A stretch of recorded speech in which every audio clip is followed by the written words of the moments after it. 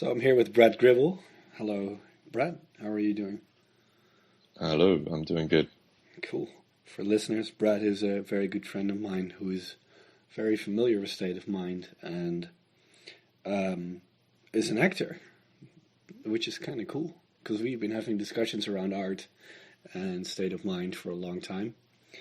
And I merely talk to this guy because it's a very pleasant conversation. We just have way too much fun. And hopefully, apart from an endless amount of laughter and joy, we get to explore a little bit about state of mind and being in the present moment and doing art and all that stuff. So welcome, man. Good to have you. Yeah, thanks, huh? Yeah, it's fun for me too. I never know what we're going to talk about often, but it's always ends up really interesting conversation. So yeah, it's an ongoing exploration of whatever comes up, varying from all weird things. Yeah. So for starters, for the listeners, Brett is on the other side of the world. So whenever we talk, I get to speak to morning Brett, or he gets to speak to evening Henk or morning Henk, because it's always the opposite. I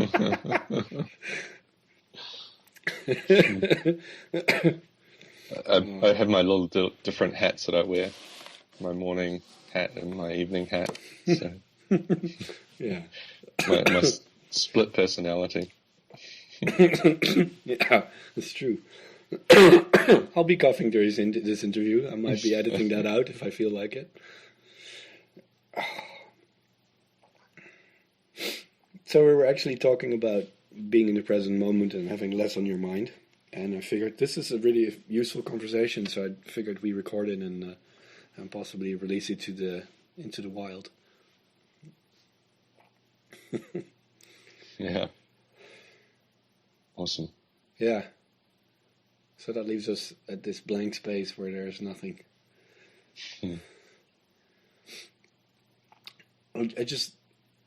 So what comes up for me is as you've learned more about state of mind, how did you start looking different at acting, or is that are you still the same guy as you were before, or is there any?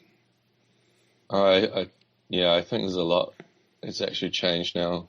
A big part of acting is the ability to connect with somebody else. So, if you're in a scene and you can't, that connection isn't there with the partner, it's everything else pretty much falls apart.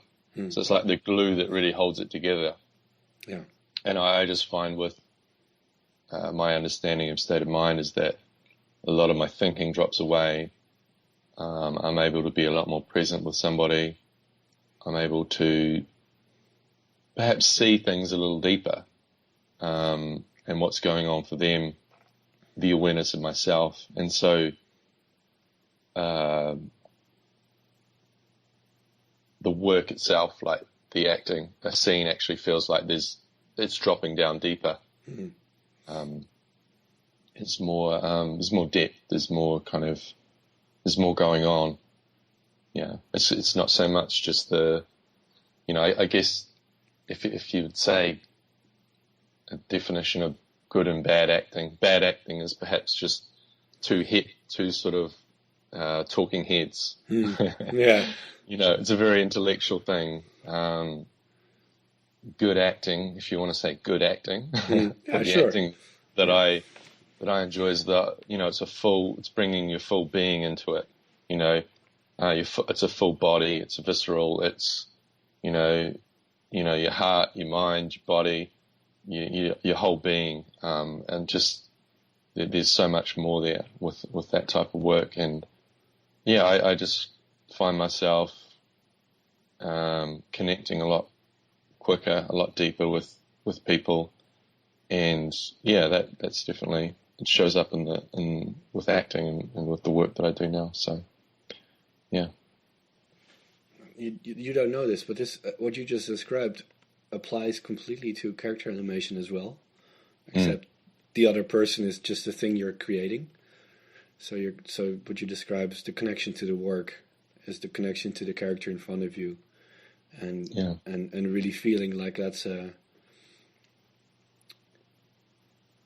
actual person. So it comes alive, and you start imagining like like with character animation, you're animating like very small scenes, like just a couple of seconds.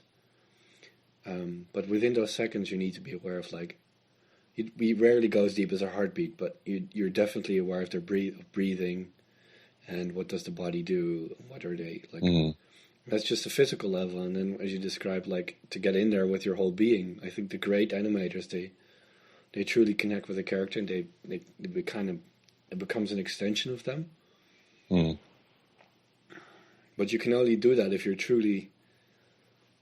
I don't know. I would almost say like you truly get down deep in there and really believe that this character is. Don't even believe that character is real. That character has a. Like, you change the pose because you know that arm is uncomfortable. That muscle needs to be like a little different, and that character is doing this in this moment because that's what makes most sense to that character in this moment.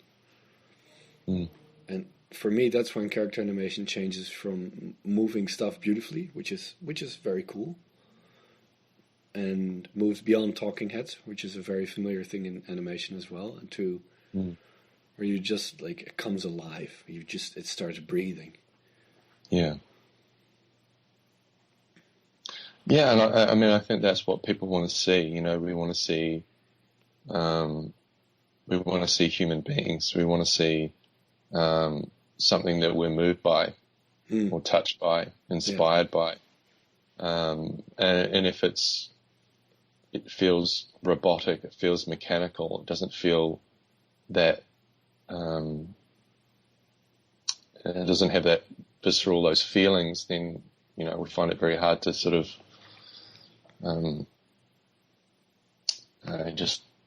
to connect to what's happening, to really care, actually, to really care about a story, about a character, you know. It's like, whatever. Yeah.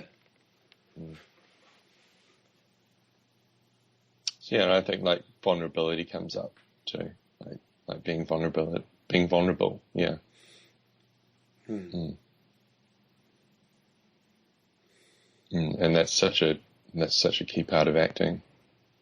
You know, the ability to kind of just go in there and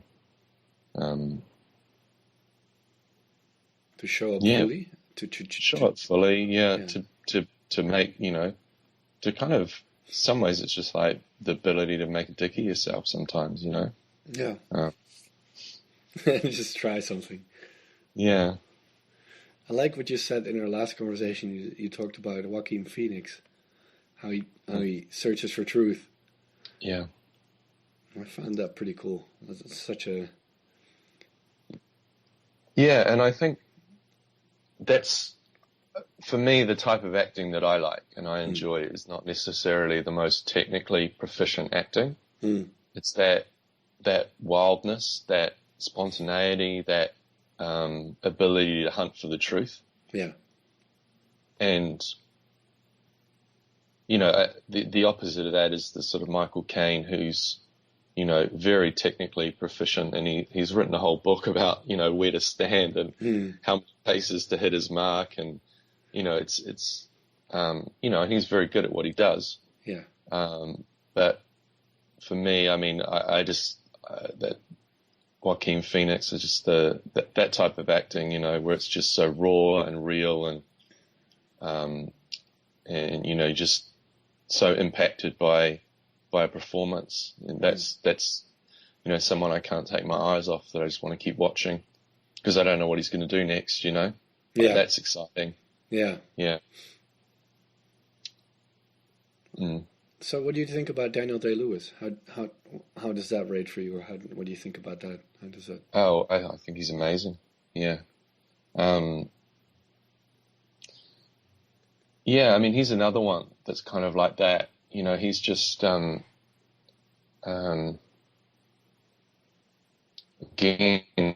really raw, really vulnerable, brings like his whole self into the work, into acting. And I'm just trying to think of some of his performances that I really like, you know. he also like animals as well. Like he'll come up with a animal and embody that. I'm thinking like Last of the Mohicans. He might have used something like that. But yeah, I think he's amazing. It sounds almost like we're getting a little theoretical here, but it's really enjoyable to see a human being be a human being fully, more than you would ever see like in the street. Because it feels for me that in most cases, most people on the streets they're natural, yes, they're natural, but they're also walking around with their "this is my going to work" face, or this is my going to party face. It's very rare to see someone who is that comfortable with just being himself. Yeah. Which I find very interesting about state of mind. We rarely really dig into this, but the fact that once you see that your experience of life is created by thought, and you start seeing that there's actually not that much to be afraid of, like far less, and you're far less. There's far less reason to panic, and far less reason to be afraid, and far more reason to just show up fully.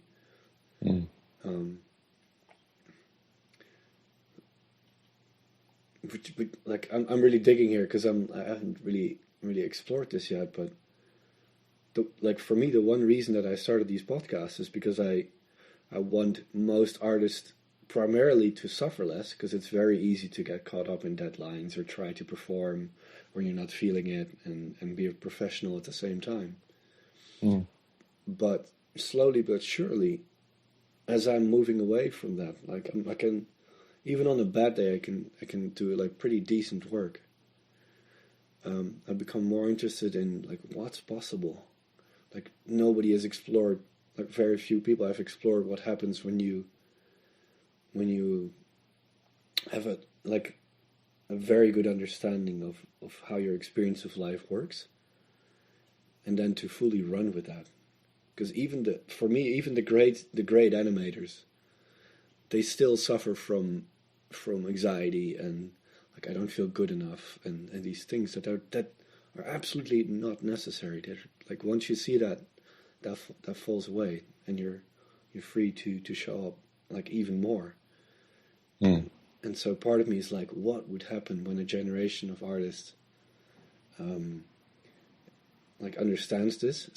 You're still human. You're completely human, but you're not. You're far less inhibited by, I would say, personal fears.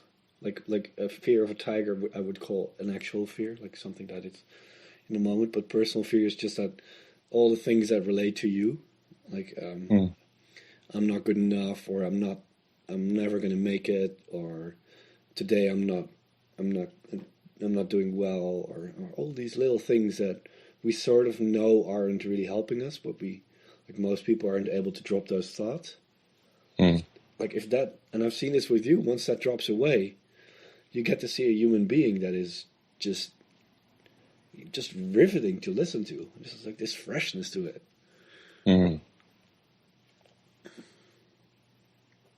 That was a long rant, but yeah.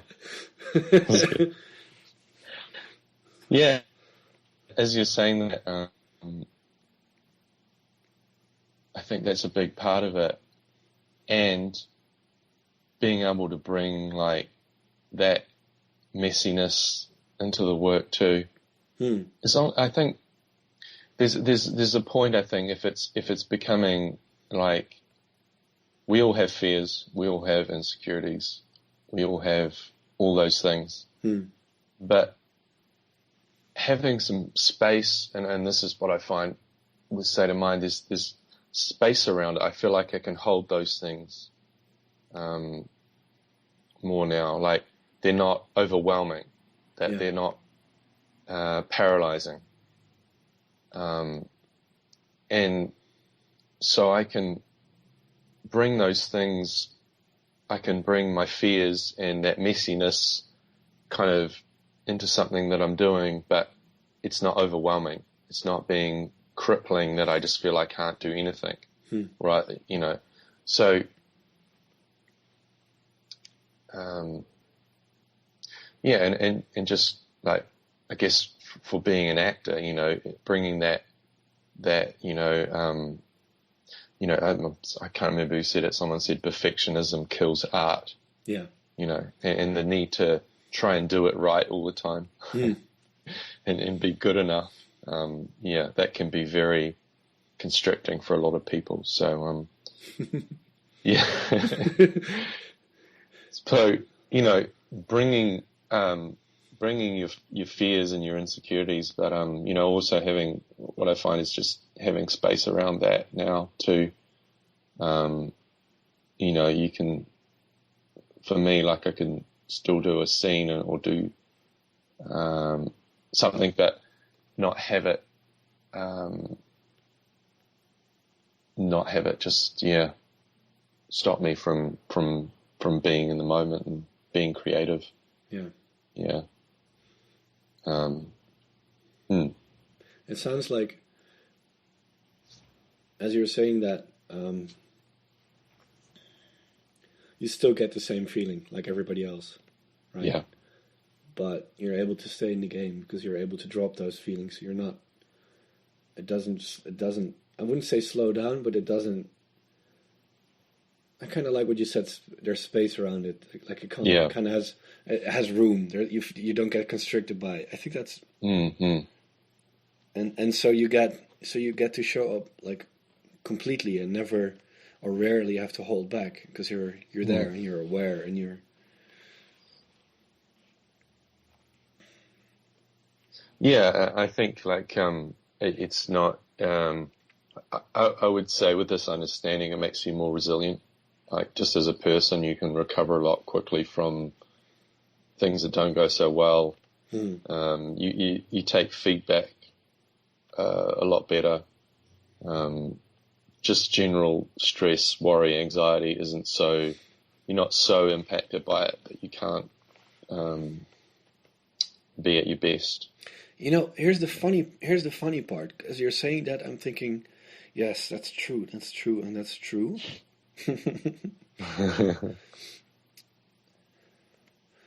The reason why I think it falls away is because you're not doing anything, right? For me, I rarely, like, I go, oh, I have to drop this thought. This thought isn't real, so I have to think about it to make it go away. No, it makes no sense to hold on to it. It's illogical. Because it's, and I'm not able to articulate this at this time, interestingly, but once you see, like everybody sees that insecurity isn't helping you, the thing is that most people would then do whatever they can to get rid of it. Yeah. While instead, once you realize that it's not, like you got the feedback that your thinking isn't as clear as it could be, and you're seeing the world in a way that doesn't logically make sense, right? Insecurity doesn't say anything about your abilities at all. Otherwise, really skilled people would be very secure, which is nonsense. And there's very secure people who are very non-skilled, which we call amateurs. That's very mean of me. Oh, that's very mean of me. Right? So, and you could say, yeah, it's good to have insecurities because it keeps you sharp and whatever. But once you understand that a certain thought makes no sense, you don't even have to hold on to it. You can't even remember it. It just falls away because there's nothing to hold on to. Like I could I don't know. I usually have a fun metaphor, but like I guess I could talk about traffic lights, and then in a way that makes no sense to you, you wouldn't be able to remember it because it makes no sense. It's gibberish, and then so once you start seeing that insecurity is essentially gibberish, it just falls away.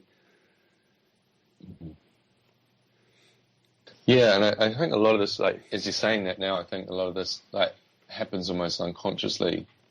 Perhaps for me now, I think all my thoughts are dropping away. It's just, it's just kind of happening. Yeah, and that's what I would call that space that you described. Right? There's this. You don't what's called a head full of thinking. You have a clear head, and you're naturally present most of the time. Mm.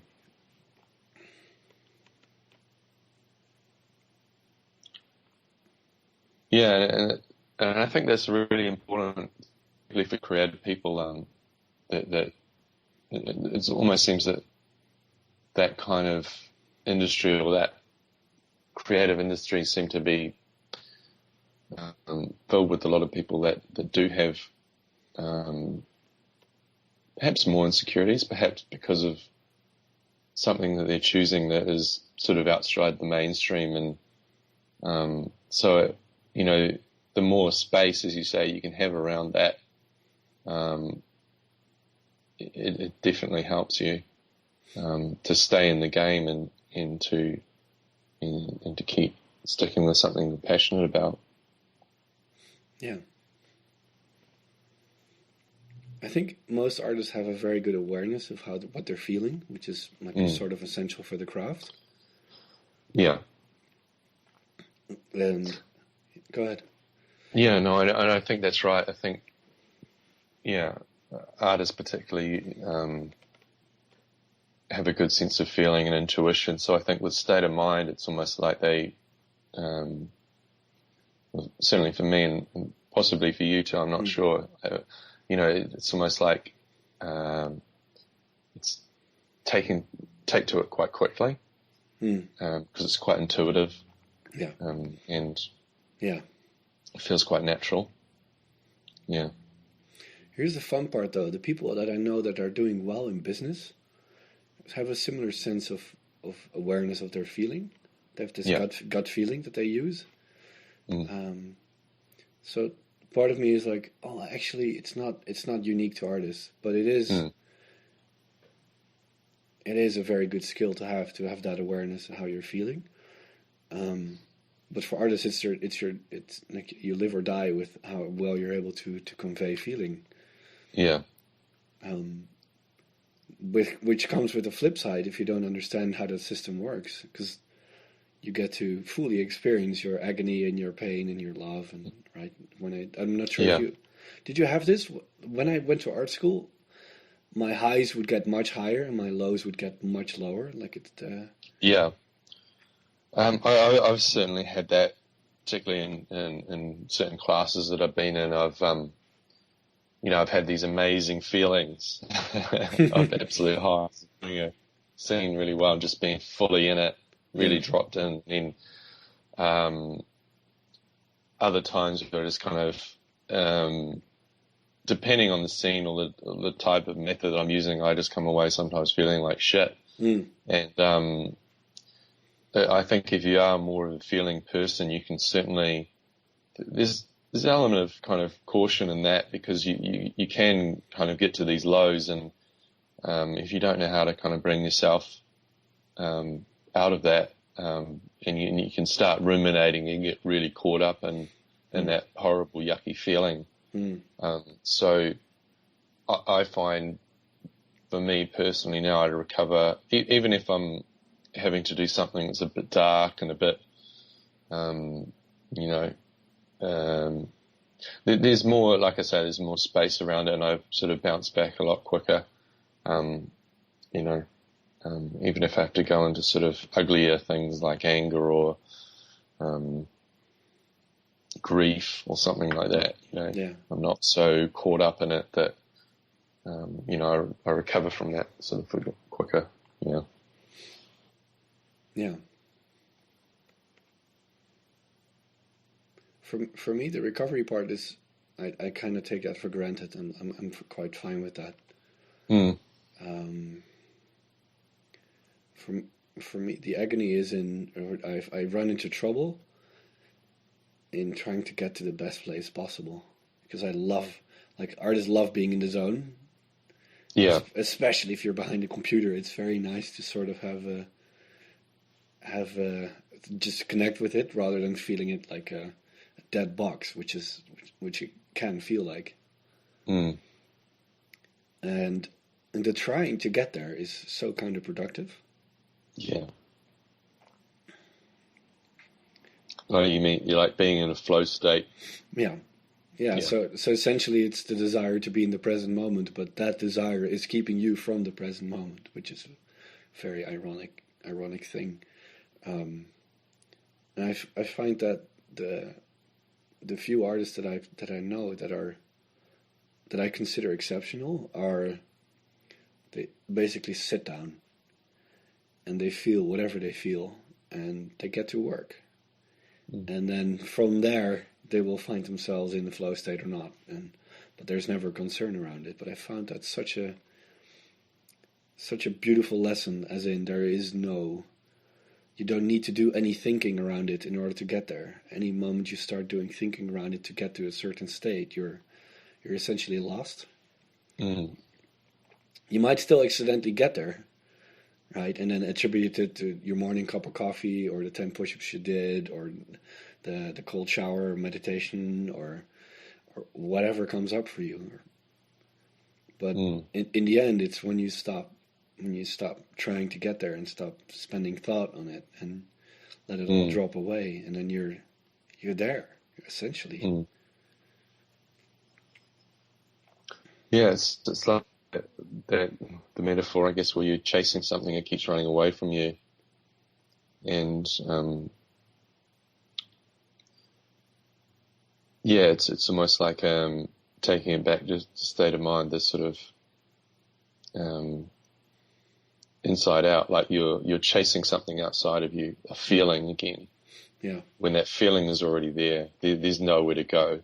Yeah. Yeah, it's a dog trying to get a tail. Like, I need a tail. Yeah. I need a tail. I need it so bad. I see a tail. I have to get it. Go, go, go. Tries and gets it. It isn't until you realize that you have the tail in the first place. And you're like, oh, okay, cool. And then you settle down and you're there. Yeah. I think that's the strongest metaphor too. Yeah, I like that. That's cool. It's like there's a saying that I heard today that made me laugh. It was like, on a really high level, there's this saying that says you cannot solve a problem from the same level of consciousness that it was created at, which is sort of hard to get. So someone said it in different words, and he said, don't ask the idiot who made the problem to fix it. Which makes instantly sense. It's like, yeah, if you're lost and you're going to try and fix a problem you created from when you were lost, it's not going to work. Yeah. Yeah, it's just taking you more and more into your thinking about, Yeah, which is not needed. Mm.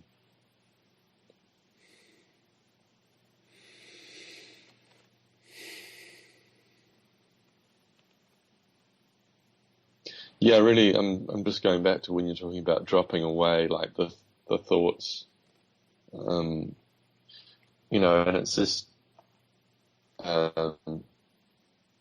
taking it back to, like, you do all your homework, you do all your preparation before you do a scene, but then you have to be willing to just let it go.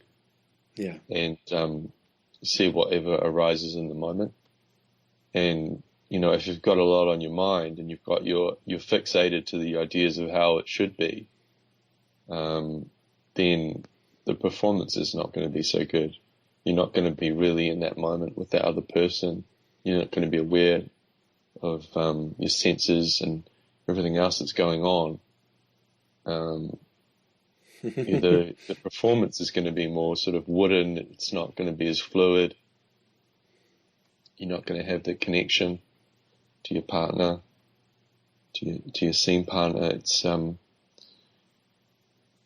not going to be so in touch with what you're feeling in the moment, and yeah, it's just not going to come across as being as being as real or as authentic as it could be. So, yeah, you have to be willing to let go of what you think should happen, or what you're expected to be open to what is happening in the moment, and it could be very different in the moment. I think people run into trouble with acting, whereas they feel they have to do something that they had planned or something that they've done before, like recreate that. It's just it doesn't work like that, So, yeah. As you're describing this, it almost sounds like having active thought is like holding on to bricks. Right? You use as you said about preparation, you use the bricks to lay the foundation. But once you've done that, you let them be, and then you don't hold on to them anymore because they're done. You're looking to hold on to any sort of concept in your mind. It's like holding on to bricks. It's slowing you down tremendously. You might still get you might still get the job done, but it feels hard. It feels very hard, and it's actually that's actually your mind telling you to just back off. You don't need to hold on to this. There's no need, and that's why it feels hard, right? That's just a very clear signal to like you're using thought in a way that's not beneficial. Yeah, I think it's about trusting yourself and your own impulses and what's coming up for you, and just going with that. Yeah. Here's a fun thing though. This is more about cooperation, but I noticed that when you work with someone, or when you dance with someone, or I suppose when you are in a scene with someone, when both people are fully present, or even when one person is fully present, usually the other person joins that. And then you have two persons being present, and that the sum of that is way more than two. It's not 1 + 1. Yeah. It becomes 1 + 1 equals, depending on how clear you are, it becomes 2, and then it almost feels like it's not two separate people anymore. It's one thing learning and evolving, which sounds very weird, but I see you smiling. It's beautiful, man. I think that's like that cooperation, and that almost like being in sync with somebody else is just for any form of art. I think that's so important, and particularly I'm thinking about acting. I would say it's bad acting. It's it's competitive. It's like it's trying to one up the other person. Yeah. And I won't say any names, but certain actors that it's their scene. Yeah. It's their scene, and they come on, and it's about ego. Yeah. And it makes them, perhaps it makes them look good to a certain degree. Yeah. But at the expense of making somebody else look bad. Yeah. And for me, that's not really what I want to watch. Yeah. I want to see two people kind of working the scene together and working together in harmony, Yeah. It could be the scene could be quite dramatic, could be a fight or something, but you're still working together. Yeah.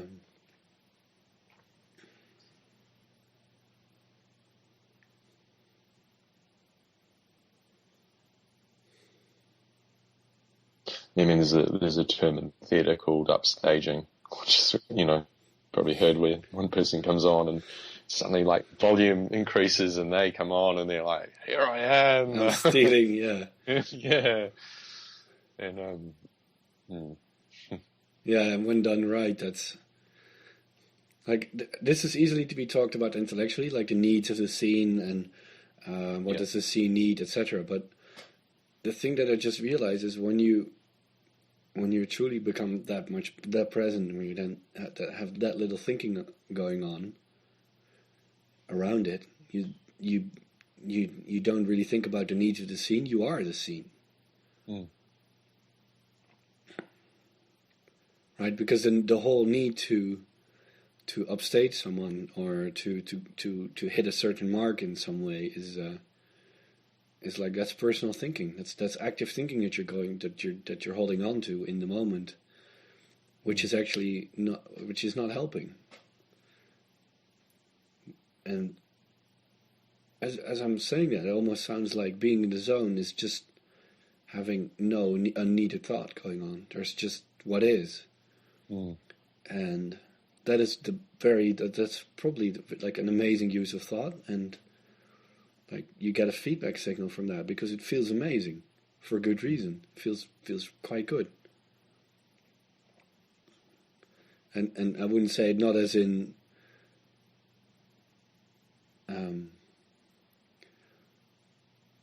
not as in this crack pipe shot. There's just this clear feeling of this clearness to it, this deep feeling to it.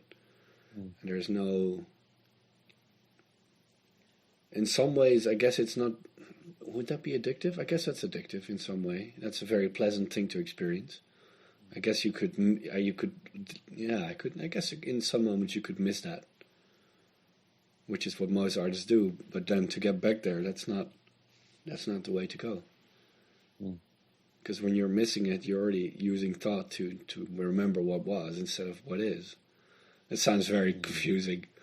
It makes sense to me, but I guess some people are listening to this. What are you talking about? What are you talking about? This makes no sense.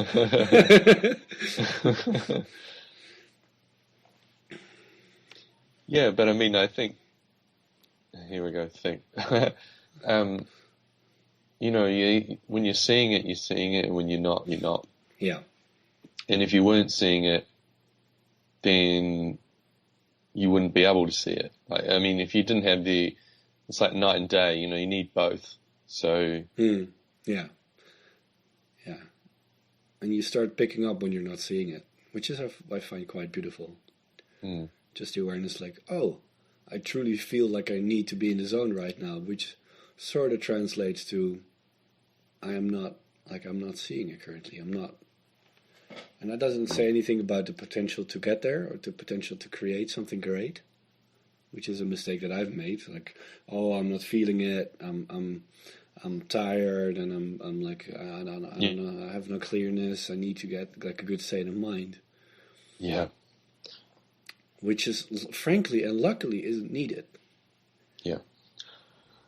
Yeah. I mean, as you're saying that, like, I think, you show up how you show up sometimes, and a big part of it is just acting anyway, like it's still just taking action. Yeah.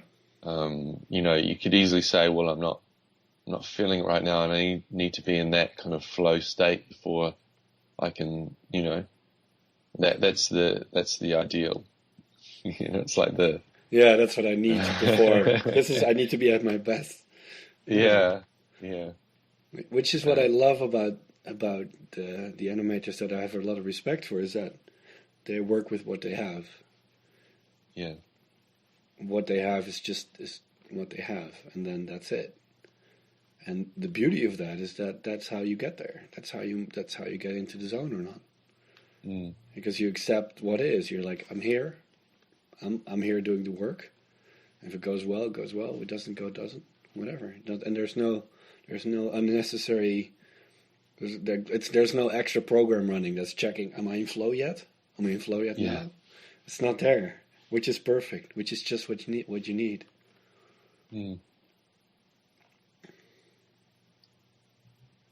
What sort of animation do you really kind of dig? What do you? I'm just kind of curious now. Like, I mean, it sounds like you work a lot with sort of characters and. Yeah. Yeah. It changes. I have times where I completely dig this big raw characters doing physical stuff, smashing stuff around, just the pure physicality of it, of a big character moving his way to grab something heavy and then smacking that somewhere else, and the fury of that, and so you get to spend time on making these poses which are just enormous. You really push the body to get these shoulders out and like get the force in the hands and get this expressiveness, like kind of like Atlas, like lifting the world, that kind of stuff. I find that there are times when I find that deeply satisfying to just work on a pose like that, just sit down and just get to it and just really feel the flow through the body and that.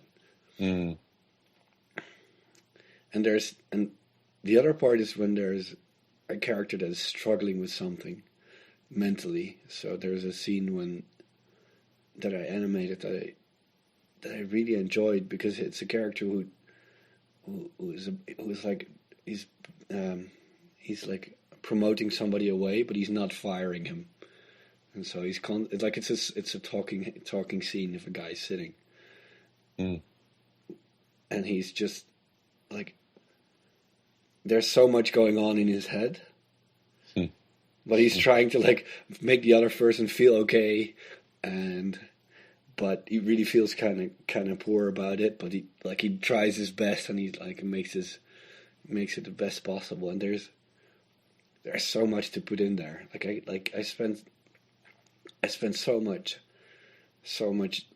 extra time in getting, like, every time I thought I was done, I could go back and add like more. I could add more thought into it. Like I could add more like little twitches and things that were still in line with the acting. It would still work. Right?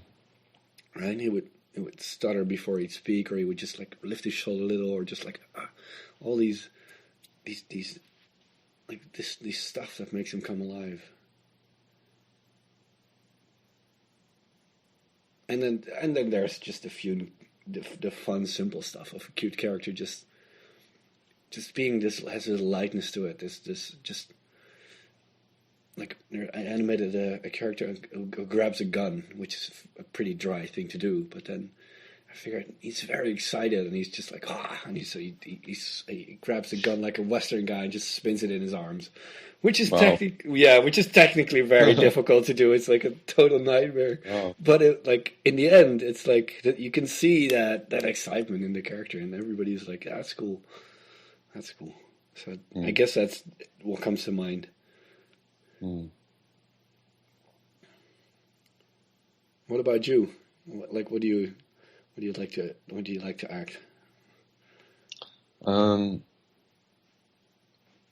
I you know what, I don't even mind so much what I'm doing now. I just enjoy any type of performance so much more now. Whether it's a lot of this sort of work with acting is just commercial work. You know, so it'll just be something simple. It may be just a few lines. It may be nothing. It may just be a physical thing.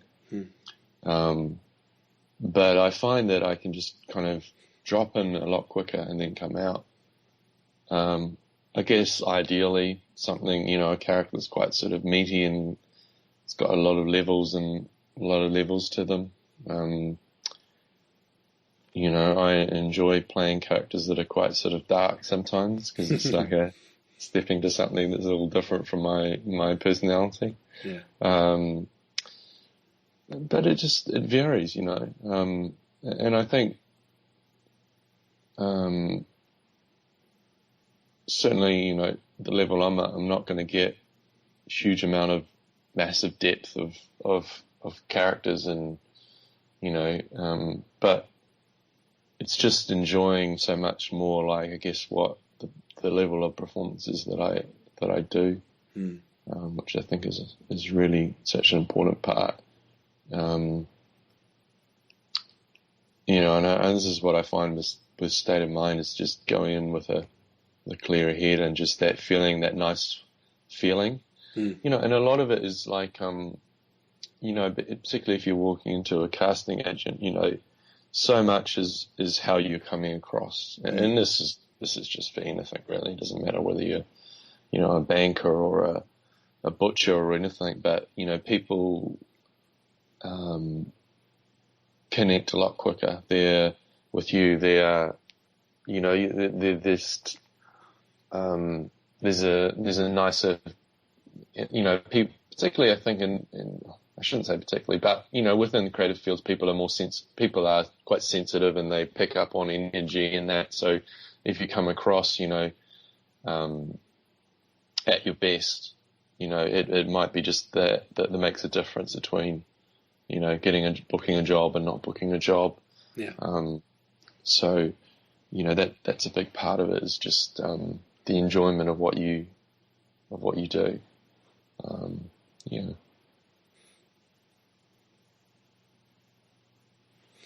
And just looking at the time, we're closing in on 46, 50 minutes. Is there anything you want to discuss for this one? Is there anything you...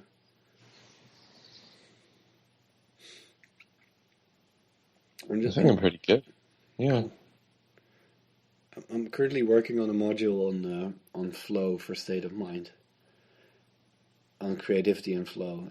And creativity, I find, is such a, like, I figured it was going to be pretty simple, and then as I'm writing it down, I'm like, this is like a 90-day course. There's so much in there.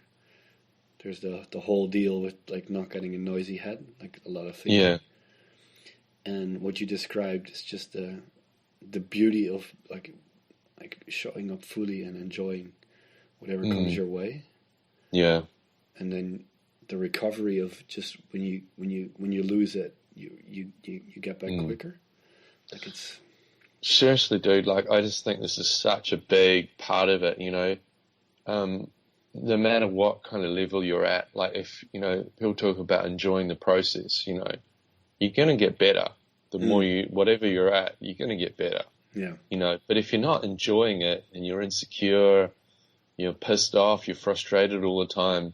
You know, I mean, I talk to I think acting in particular, there's a lot of people that are very frustrated, very cynical, you know, and they talk about the people that are in that sort of, and particularly like, you know, with New Zealand, there's like a very small group of actors perhaps that are working a lot, and they talk about how to break through and get those auditions with, you know, the sort of elite sort of theatre companies and that.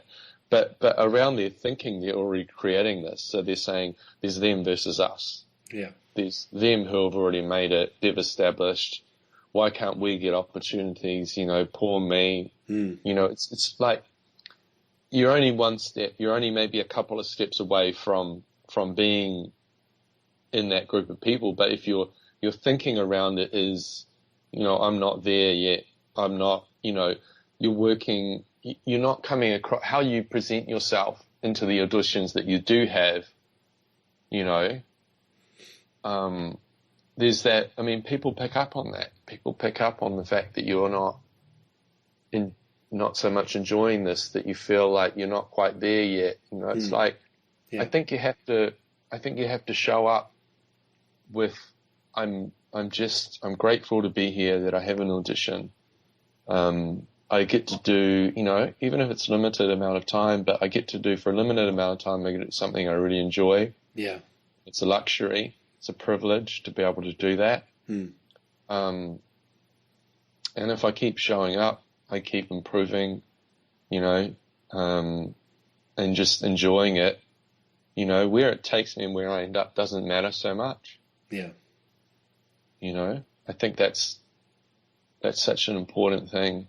You know, we're so like fixated on results, you know, and acting's about like that too, you know, like cry on this line, you know, get pissed off when you say this, you know, say this in a certain voice, you know, that's results focused direction, which like kills creativity of an actor, you know, and an actor freezes up when they're told by a director that they have to do this certain way. You know, here's how you do this scene.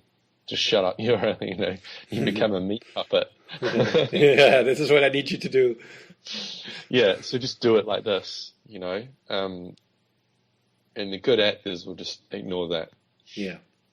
And they'll just do it how they do it, and what comes up. And the director will be like, yeah, that was good. Yeah, I like that. That's nice, huh? I kind of like the fact that once you start seeing beyond what someone else thinks they want, right? Because we have the same deal with like you're working with directors or clients, and they rarely know because they have a good overview of what's needed in the big picture, but they need you for the details usually, and the details you're like much better aware of. And so you like if you take that freedom which you have and you give them something that's better, they're like they either accept it as their own idea or they accept it as your idea or whatever.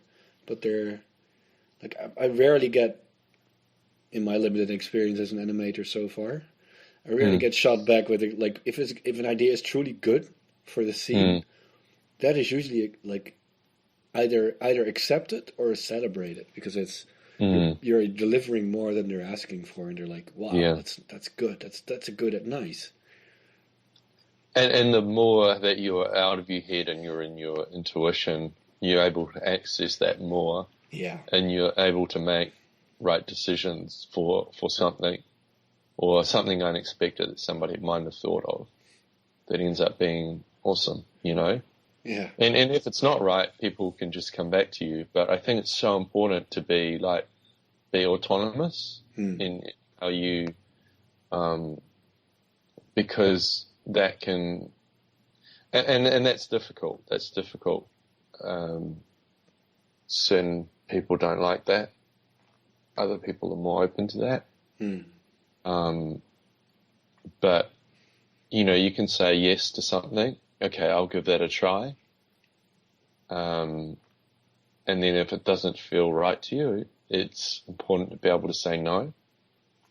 Say no, that's not. I'm not getting that. Can you explain that to me another way? Or, to be empowered as a person, as an artist, is such an important thing, because that's your own creativity. That's your own piece of your own spirit or soul or essence of you, and whatever you want to call that. Yeah. And you don't want to become a victim. You don't want to become somebody that just follows orders. As you're talking, I just realized that because everybody shifts in their level of consciousness, everybody shifts from very, very ego-driven, like I need this, I'm so struggling, and like I'm to their like I guess you could refer as your higher self, which is very selfless and very present and in the moment and aware of what's like all the details of the context. And so I think people have a very intuitive understanding of where somebody is at. When you meet somebody who is very ego-driven, you're kind of inclined to push away or not take their advice as much. And when they're like very clear and open and collaborative, you're much more inclined to listen. And so as you're talking around, I need you to go here, step on this line and cry. I think if you show up with very little thinking around it, you're just like, okay, cool, let's explore that. What I find for me is that the people you work with pick up on that because they're like, hey, this guy listens. This guy wants to work with me. This isn't like there's no competition here. This is a collaboration. And suddenly, because you're showing up like that, even if someone else doesn't know jack shit about state of mind, they appreciate it because they're getting listened to and they're working with you. And then suddenly you get leeway. And I think as your consciousness rises, the people around you will shift too, and you'll gravitate towards certain people, and certain people will gravitate more towards you. Yeah. Nobody says, I hate Buddha. Buddha was a dick. Buddha stole my food. Right? Ah, he's such a day. Fuck him. Fuck her. Right? Nobody says that. Nobody. Yeah. Guess why? Oh, yeah. On that note, shall we wrap this one up? Yeah, sure. Cool. On that note.